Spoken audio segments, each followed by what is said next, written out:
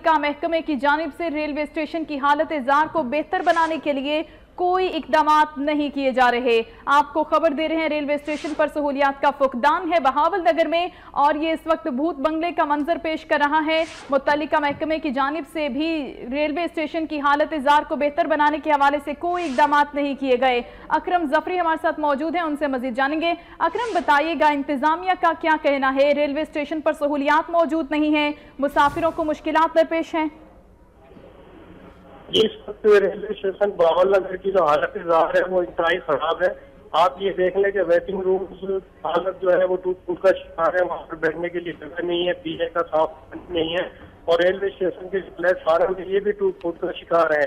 लाखों रुपए जो है फंड इसकी मेंटेनेंस और वाइट वॉश के लिए आते हैं, लेकिन मकामी जो रेलवे मुलाजिमीन है या स्टेशन मास्टर है, ये लोग इसलिए यहाँ खर्च नहीं करते।